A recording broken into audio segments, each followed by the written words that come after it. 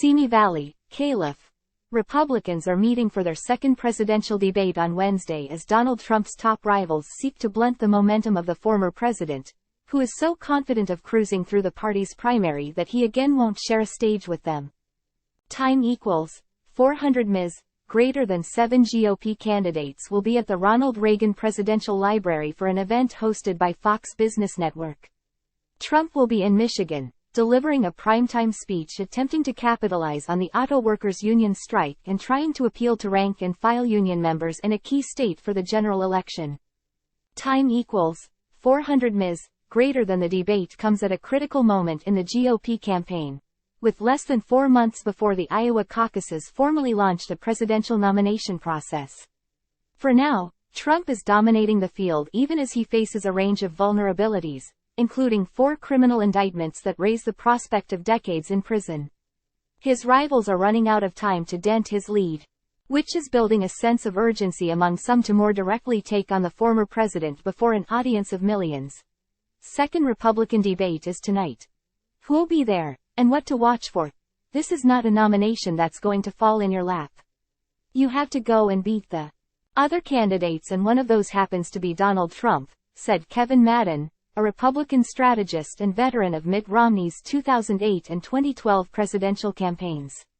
This debate, it'll be interesting to see whether or not folks realize that the sand is going through the hourglass pretty quickly right now.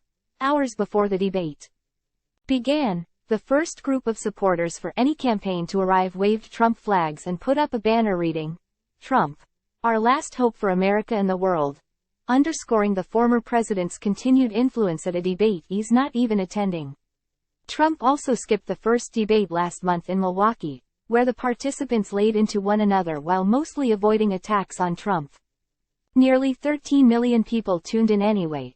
Nikki Haley, the former South Carolina governor and United Nations ambassador, drew larger crowds and new interest after her first debate performance, in which she attacked entrepreneur Vivek Ramaswamy on foreign policy and pointed out that she was the only woman in the field.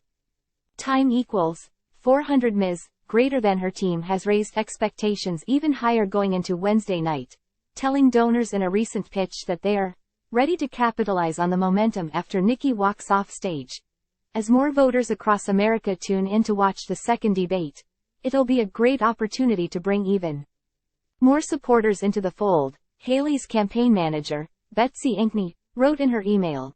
Also hoping for a big night is Florida Governor Ron DeSantis, who will be at center stage despite recent struggles to emerge as the field's top Trump alternative.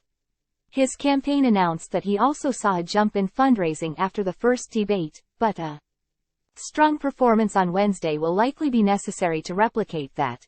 "It's too late for just a fine performance," said Christine Matthews, a national Republican pollster.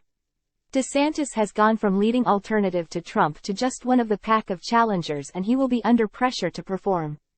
Time equals 400 Ms. Greater than former Vice President Mike Pence, South Carolina Senator Tim Scott and Ramaswamy are similarly looking for breakout moments. Ramaswamy seized the spotlight frequently in Milwaukee, but was criticized by many candidates who sought to expose his lack of political experience. Also on stage will be North Dakota Governor Doug Burgum and Chris Christie, the former New Jersey governor, who has built his White House bid around slamming Trump. Former Arkansas Governor Asa Hutchinson failed to qualify after making the first debate.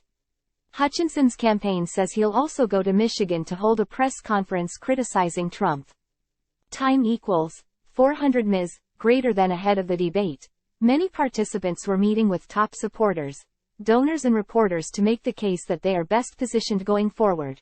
Reed Galen, co-founder of the Lincoln Project, an organization founded by conservatives who oppose Trump, said that while he still believes the former president will ultimately be the Republican nominee in 2024, Wednesday's debate offers a chance for others to make up ground. "There are opportunities in the offing because Trump is taking this for granted," Galen said. "The site is symbolic given that Reagan has long been a Republican icon whose words and key moments still shape GOP politics today." But in addition to fighting with the Reagan Library's leaders, Trump has reshaped the party and pushed away from traditional GOP policy positions, including a muscular foreign policy and opposition to Moscow. While Reagan is remembered for going to a divided Berlin and calling on Soviet leader Mikhail Gorbachev to tear down this wall, Trump has often sympathized with Russian President Vladimir Putin and recently said, "I was the apple of his eye." Pence, in a recent speech, called on conservatives to reject Trump's siren song of populism. But Ramaswamy attacked Pence in the first debate by declaring, "It's not morning in America," a reversal of Reagan's famous 1984 campaign slogan, and saying Republicans following Reagan were out of step with a Trump-dominated party. "The sad thing is, the irony, and I don't know how many people there will get it, is that Ronald Reagan could not get the Republican nomination today," said former Republican New Jersey Governor Christine Todd Whitman, who is now teaming with Democratic voices to promote the centrist Forward Party. "He's not far enough out there. _______."